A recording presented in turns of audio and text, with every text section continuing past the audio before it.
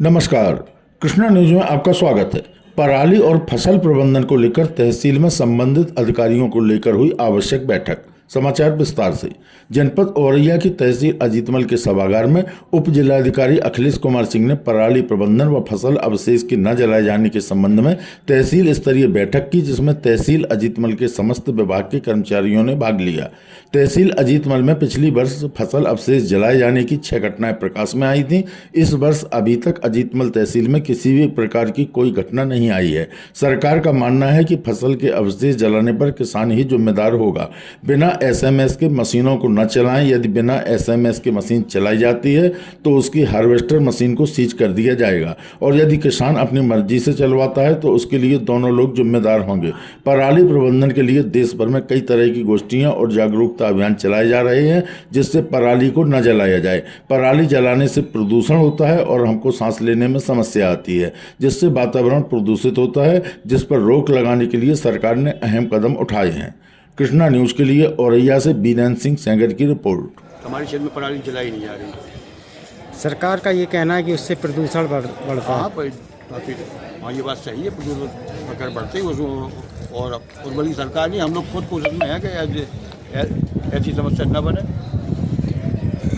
ये harvester machine चलाई जा रही है। इससे बताया जा रहा है कि बिना जो धान की पराली को काट के वो इकट्ठा करके गौशाला में पहुंचाया जाए, तो ऐसा ये भी जो सरकार के द्वारा चलाया जा रहा है, क्या सही है? अरे सरकार की पहल तो अच्छी है, लेकिन उस पर लोग ध्यान तो दें। ध्यान तो दें भाई, सरकार की पहल तो अच्छी है, लेकिन वो बहुत दूर नहीं है। वो स्थित जो वहाँ स्थित सुन रहे हैं हम लोग, यहाँ नहीं होगी ऐसा नहीं है। तो ये फसल पराली प्रबंधन में 2-3 चीज़ें हैं। एक तो जो धान की फसल के बाद जो अवशेष आता है, तो अगली जो रबी की बुआई है उसके बीच जो हमको टाइम मिलता है वो कम टाइम मिलता है। रबी में क्या है, सुविधा है, जो गेहूं का अप्रैल में हो जाता है, फिर जून जुलाई में उसका रहता है, वहाँ टाइम उनके पास अधिक रहता है। यहाँ दोनों क्रॉप के बीच में ये खरीफ की कटने में और रबी का प्रारंभ होने में जो टाइम का स्लॉट है, अंतर है, वो काफ़ी कम है। 15, 20, 25 दिन ही या अधिक से अधिक 1 महीना है। तो एक समस्या का कारण ये जो टाइम का गैप है ये कम। दूसरा, कंबाइन से कट के और जो पराली काटना है उनका। इस संबंध में मेरी समझ से 3 चीजों का रोल है। एक हो गया तो कृषि विभाग के लोग हैं कि वो जलाना गलत है। आप क्या सोचते हैं किसान होने के नाते? पराली जलाना गलत तो है ही, और जलाना नहीं चाहिए पराली। उसके लिए सरकार को कोई प्रबंध करने चाहिए जिससे वो हट जाए पराली। हाँ, सरकार को इसके पीछे कुछ कदम उठाना चाहिए। सरकार ने एक कदम उठाया है कि पराली को कटवा के गौशाला तक सुरक्षित पहुंचाया जाए। उसके लिए जगह चिन्हित की है, जैसे चरागाह हैं और राजस्व की सरकारी ज़मीन है, तालाब की जगह है, इस तरह की जगह चिन्हित की है। क्या वो एक कदम सही है? बिल्कुल सही है। अच्छा, इस बारे में आप क्या कहना चाहिए? जहाँ की पराली अपने ले जाओ, जहाँ गौशाला वगैरह में। आप लोगों पे मुकदमा भी दर्ज हो रहे हैं पराली जलाने पर। वो तो सरकार की योजना है भाई। सरकार का मानना है कि जिसके खेत में पराली जलाई जाती रही है उसका जिम्मेदार वही है। क्या यही सही कदम है? लोग रंजिश के तहत भी पराली जला जाते हैं, तो उसके ऊपर कार्रवाई करना क्या जरूर सही है? नहीं, पराली पहली बात तो किसान ही जला, तो दीगर कोई जला नहीं है। दीगर कार नहीं जला। ठीक।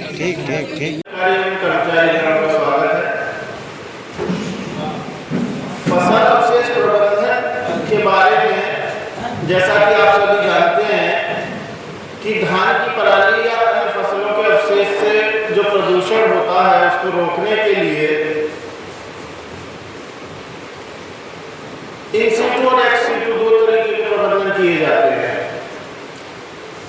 इन सीटू प्रबंधन में जैसा कि आप जानते हैं कि पराली प्रबंधन के लिए कृषि यंत्रों का उपयोग करके पराली का प्रबंधन किया जा सकता है। कृषि विभाग द्वारा पराली प्रबंधन के व्यक्तिगत यंत्रों में 50% अनुदान किसान भाइयों को दिया जाता है। फार्म मशीनरी बैंक में 80% अनुदान पराली प्रबंधन के यंत्रों पर किसान भाइयों को दिया जाता है। परियोजना लागत का 35% फार्म मशीनरी में पराली प्रबंधन के यंत्र लिए जाते हैं। पराली प्रबंधन के यंत्रों के बारे में यदि हम बात करें तो एमबी प्लाव एक बहुत महत्वपूर्ण कृषि यंत्र है जो पराली प्रबंधन में उपयोगी है। ये बाजरा, मक्का, इस तरीके की जो फसल अवशेष की जड़ें हैं इनको मिट्टी में पलट करके मिलाने का काम करता है। सुपर मैनेजमेंट सिस्टम ये अति महत्वपूर्ण इंस्ट्रूमेंट यंत्र है। आपने देखा होगा कंबाइन हार्वेस्टर से जब कटाई कराई जाती है तो सुपर मैनेजमेंट सिस्टम उसमें लगा होना अति आवश्यक है।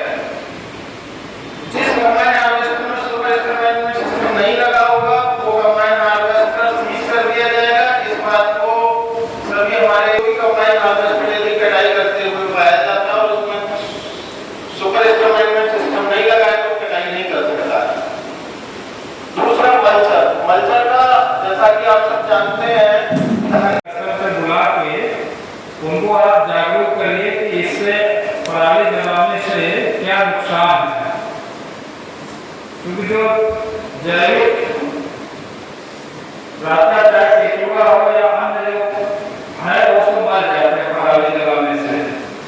तो यदि इनको आप पहले जागरूक कर देंगे तो मुझे उम्मीद है कि 100% तो नहीं लेकिन 90% का वो जलाएंगे नहीं। दूसरी बात ये केस कोई जला दे रहा है तो हमें क्या करना चाहिए। ये देखिए नया पंचायत वाला एक टीम बनी हुई है, उसमें एसआई साहब आप भी ध्यान दीजिएगा। इसमें 20 सिपाही हैं, उस क्षेत्र के 20 सिपाही हैं और रेवेन्यू के लेखपाल हैं और ग्राम विकास अधिकारी, ग्राम पंचायत या ग्राम विकास अधिकारी और एक इनके कृषि विभाग के है प्रावधानिक सहायक रूप से संबंधित ग्राम पंचायत। ये जो टीम बनी है उत्तरदायित्व इन्हीं का है कि कहीं पराली न जल पाए। यदि कहीं पराली जल जा रही है तो उसके लिए हमें क्या करना है। पहले तो उसका खेत का अच्छा देशांतर ले ले और किस व्यक्ति का है और कितना वो फसल किया है, नुकसान पराली जलाया हुआ उसका वो डिटेल्स ले लेंगे और डिटेल्स लेने के बाद वो रिपोर्ट देंगे। रिपोर्ट में इसके आप लोग चाहे धारा भी नोट कर लीजिए किसका उल्लंघन हो रहा है। ये राष्ट्रीय हरित न्यायाधिकरण अधिनियम की धारा 24 एवं 26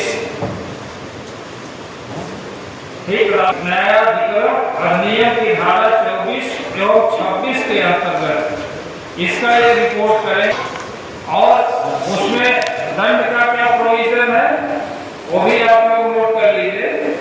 इसमें 0 से 2 एकड़ तक 0 से 2 एकड़ तक 2500 रुपया है और 2 एकड़ से 5 एकड़ तक 5000 है और 5 एकड़ से अधिक पे 25,000 15,000 है। ये है दंड का। और यदि वो दोबारा गलती करता है पुनः पराली कहीं जलाता है तो उसमें अर्थदंड के साथ साथ कारावास का भी है। तो जब आप ये रिपोर्ट देंगे अपनी आख्या तो मैं RI या नायब से फिर पुनः जांच कराऊंगा। जांच में सही पाया जाता है तो मैं उसको नोटिस जारी करूंगा। नोटिस जारी करने के बाद वो सही पाया जाता है तो मैं इस प्रोविजन में जो दंड का है 0 से 2 तक 2,500 और 2 से 5 तक 5,000 इससे ज्यादा 15,000 तो मैं बाकायदे उस पर आदेश करूंगा। तत्पश्चात उससे अर्थदंड वसूला जाएगा। तो ये नौबत ही न आए। अगर हम लोग जागरूक और चेतन रहेंगे तो निश्चित तौर पे ऐसी घटना घटने नहीं देंगे।